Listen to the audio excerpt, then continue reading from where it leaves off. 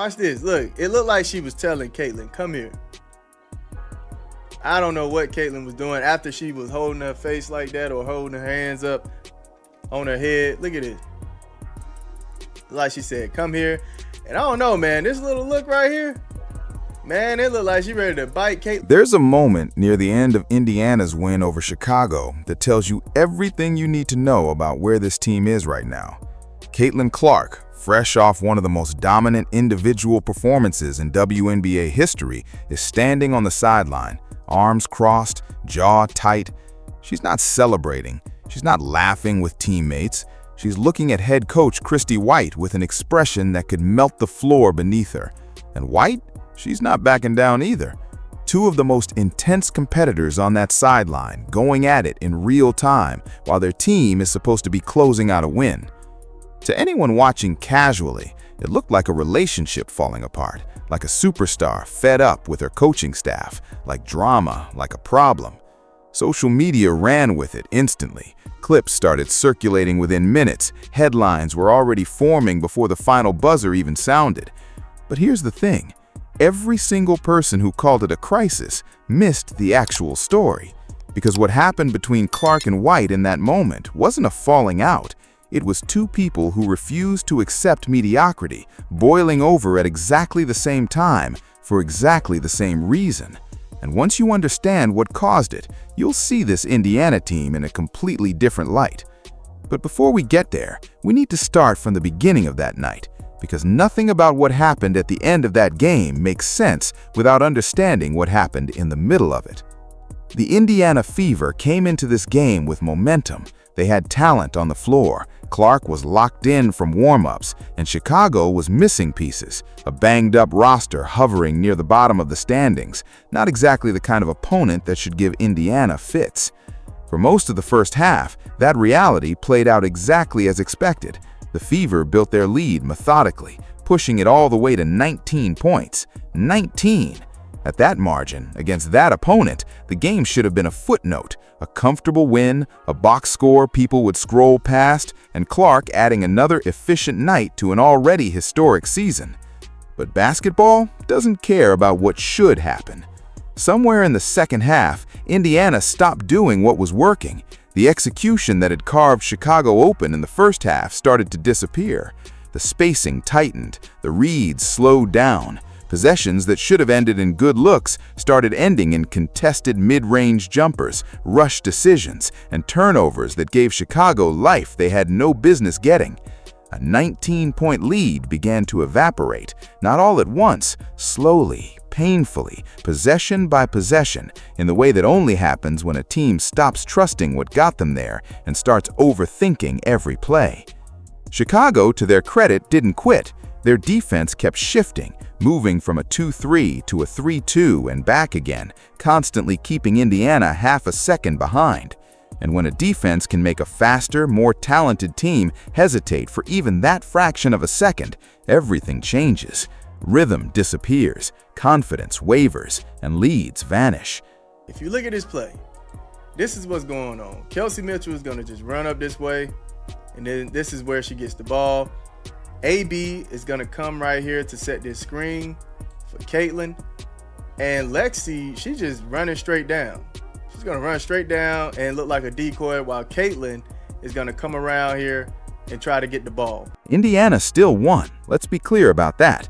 But the way they won, clinging to a lead that should have been insurmountable, surviving rather than thriving down the stretch, is exactly the kind of thing that should keep their coaching staff up at night.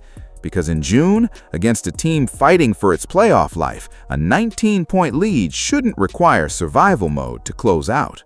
To understand why Indiana's second half looked so different from their first, you have to understand what Chicago's defense was actually doing. The Sky weren't just running a zone, they were running a shifting zone, a constantly moving target that forced Indiana's offense to solve a different puzzle every possession. A standard 2-3 zone is something most offenses can adjust to. You find the gaps, you attack the baseline, you probe until the defense has to commit, and then you punish them for it. But a zone that keeps morphing, sliding from a 2-3 to a 3-2 and back again before you've even finished reading the floor, that's a different animal entirely. It forces a team to constantly reevaluate what they're seeing, and the moment you start thinking instead of reacting, the offense slows to a crawl. The answer to a shifting zone when you're executing at a high level is exactly what Clark does instinctively. You probe the gaps, you attack the baseline to make the defense collapse, you find the back door when they overcommit, you force them to make a decision before you make yours. When Indiana did those things, they carved Chicago apart. There were stretches of the first half where the Fever made the Sky Zone look like it wasn't even there. Crisp passes, sharp cuts, open threes, and Clark operating like she had a GPS map of every defender's next move. But when they got sped up, when they started reacting to the defense instead of dictating to it, the offense died. Possessions that started with promise ended with a shot clock winding down and someone settling for a prayer. That's not a talent problem. Indiana has talent. That's an execution problem, a mental composure issue that shows up specifically when the game tightens and the pressure spikes. And it's the single biggest obstacle standing between this team and a deep playoff run. Closing games is partly about having the right players. Indiana has those. But it's equally about executing when the moment gets big, when the lead is shrinking and the crowd is louder and the other team has found something that's working. Right now, Indiana's execution in those moments is lagging well behind the talent they have on the floor. Now we get to the play that broke the internet. Clark drives toward the rim late in the game, gets into traffic, and there's what looks like clear arm contact, the kind of call that gets made 100 times a game without a second thought. Nothing's called. She reacts, not explosively, not dangerously, but visibly, and the officials caught it. Technical foul, Caitlin Clark. On the surface, it read exactly the way the clips made it look. Superstar frustrated, superstar snapping, superstar getting punished for losing her cool. And if that's where your analysis stops, you missed the single most interesting basketball detail of the entire night. Because what Clark was actually doing wasn't snapping, it was manipulating. Think about the situation she was in. Indiana's lead was shrinking, the offense had stalled, the officiating hadn't gone their way. She had been one of the best players on the floor all night, and in the moment that mattered, the game wasn't in her hands. Clark needed a reset, not just emotionally, but situationally. She needed a way to swing the game back in Indiana's direction without waiting for the offense to grind its way into a rhythm. So she got the technical foul. And what does a technical foul give the other team? Free throws. One free throw plus possession. Seems bad, except here's the thing about Caitlin Clark and free throws. She doesn't miss them. Not on this night. The woman was flawless from the line all game. So the calculus becomes very different. A technical foul when you're one of the best free throw shooters on the floor, when you know you're going to get those points back almost automatically, isn't a loss of composure, it's a calculated risk. It's engineering a moment that cuts through the fog of a stalling offense and gives your team a clean, high-percentage opportunity when possessions were dying in the half court. The frustration Clark showed, that was real. Nobody's pretending she was operating from a place of total calm, but underneath that frustration was something much more remarkable, a basketball mind that was already 3 moves ahead of the officials and the situation. That is the single biggest difference between the Caitlin Clark standing on that floor this season and the rookie who was figuring out the game's speed last year. The frustration sits on top, the calculation runs underneath. There's something different about watching Clark play right now, and it goes beyond the box score. Finishing that night with 32 points and a perfect night from the free throw line is remarkable on its own, but it's the how that tells the real story of where her game is heading. The Clark from last season was a perimeter weapon. That's not a knock. It was a legitimate and devastating weapon, the kind of long-range shooting that forces defenses to make impossible decisions. But perimeter players, even elite ones, have limits. When defenses take away the 3-ball, when they choose to live with the mid-range rather than allow the pull-up from 30 feet, a player who lives exclusively beyond the arc runs out of counters. This version of Clark, she's building those counters in real time, right in front of our eyes. Watch how she's operating this season, and you'll see things that weren't there before, or at least weren't there as consistently. She's getting downhill more aggressively, attacking the rim with a directness that forces defenses to change their entire approach to guarding her. She's mixing in floaters, those deceptively difficult shots that require immense feel and touch, finishing over length in the lane rather than pulling back and settling. She's hitting mid-range jumpers off the catch and off the dribble, adding a dimension that makes her nearly impossible to scheme against. The leg sleeve is a small detail, but notice it. Players who add equipment mid-career are often making a statement to themselves, a physical reminder of work done in the gym, of a body being pushed harder, of a commitment to a more physical style of play.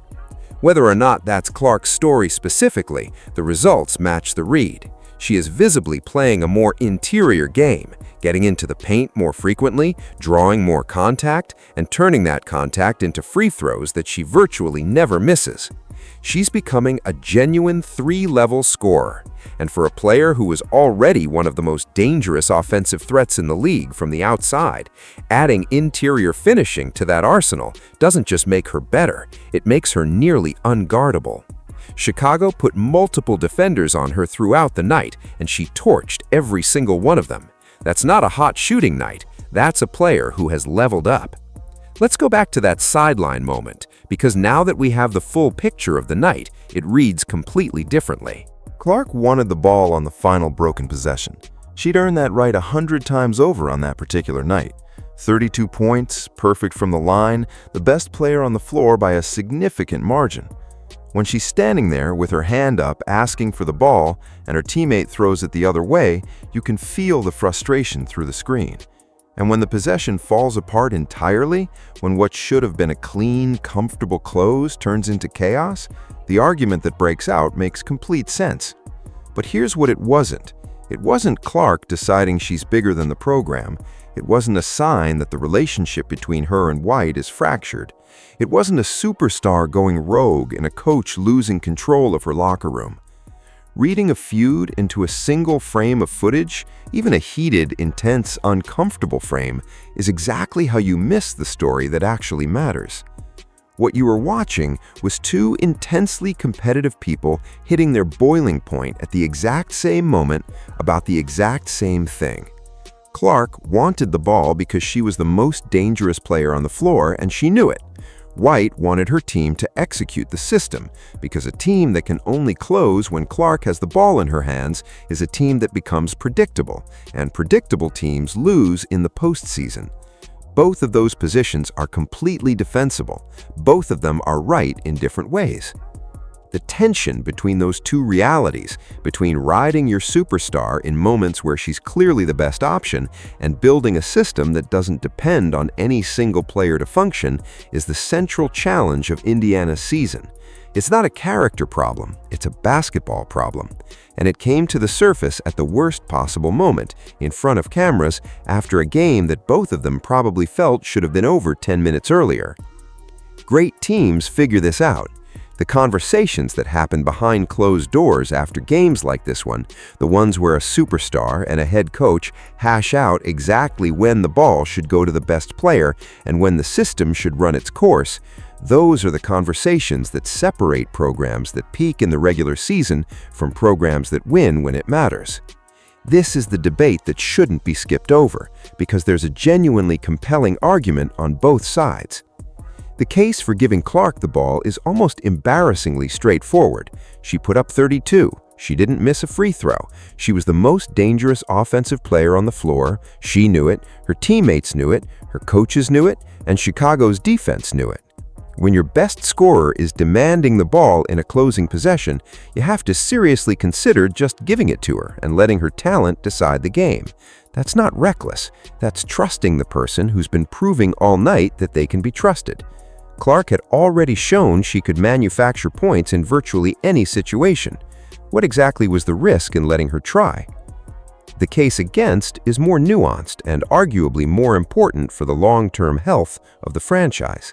If Indiana becomes a team that runs every late-game possession through Clark and only Clark, they become solvable. Defenses will start planning for it weeks in advance. Double teams will arrive before she even catches the ball. The element of surprise disappears. And more fundamentally, basketball teams need multiple players to be capable of making plays, not because Clark can't, but because she physically can't take every shot in every clutch moment across an entire season and postseason. Building that muscle memory now, establishing that other players can execute when it matters, is what gives Indiana options in April and May when the margin for error drops to 0. There's no clean answer here. Both perspectives have real merit, and the honest truth is that the right call depends on specifics that are impossible to fully evaluate from the outside. Who was on the floor, what the defensive coverage was, what the play design called for, what White saw developing that the rest of us didn't. But the fact that this debate exists at all, that there's genuine tension between trusting the superstar and trusting the system, is actually a sign that Indiana has arrived as a legitimate contender. You don't have this argument if you don't have a player worth fighting over. On the surface, the Fever came out of that night in a strong position. The win moved them to 3-1 in Commissioner's Cup play. Their postseason hopes remain open wide, and Clark's performance, whatever you think of the drama that surrounded it, added another chapter to what's shaping up to be a genuinely historic individual season. She made WNBA history that night and walked off the floor having done something no player in the league had done before. That matters. That's real.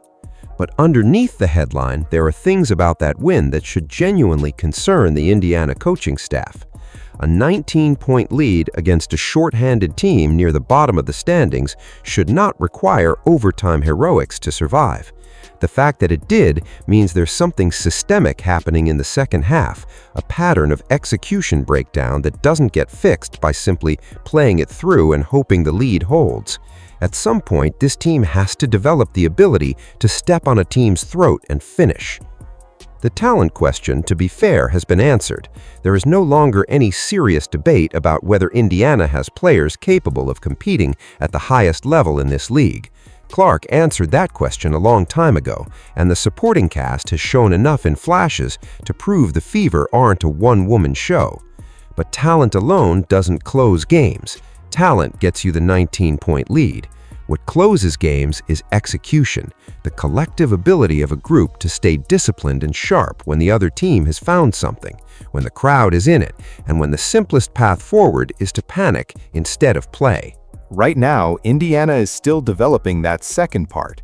They have the first part. The gap between those two things is the most important story of this Fever season. Here's the thing that should be living in the back of every Indiana fan's mind right now. In the regular season, when possessions fall apart and leads evaporate and clutch situations spiral into chaos, there's almost always a mechanism to survive it. Games go to overtime. Opponents make their own mistakes. The schedule absorbs a bad quarter here and a blown lead there without permanently damaging where you end up. You get another chance. The playoffs don't work like that. When Indiana plays the best teams in this league in the postseason against opponents who have spent all season specifically preparing for what Clark does and what Indiana runs, there is no overtime lifeline waiting to bail them out of a broken possession. There is no next game to recover in. There is no margin for the kind of execution breakdown that turned a 19-point game into a survival situation. Against the best of the best, under elimination pressure, the difference between a team that wins a title and a team that goes home in the second round is almost always those moments, the ones where poise and execution hold under pressure instead of cracking under it. That is what Clark and White were really arguing about on the sideline. Not a play, not a call, not ego or authority or who's in charge. They were arguing about the version of this team they need to be versus the version they actually are right now. Clark sees herself as the solution, and on that particular night, she was right. White sees a team that needs to be bigger than any single player, and over the course of a season, she's right too. The argument is real. The stakes underneath it are real. Indiana's night against Chicago was a contradiction wearing a win. They made history and nearly lost. They showcased their best player and surrendered a lead that should have been unlosable. They kept every important goal alive and showed everyone watching exactly what stands between them and actually achieving those goals. The talent is there. The hunger is clearly there. You don't get that kind of sideline intensity from players who don't care. What's still being built is the thing that can't be measured in a box score or captured in a highlight clip, the collective composure to look a moment dead in the eye and refuse to let it get bigger than the team. Every great team has a moment where they figure that out.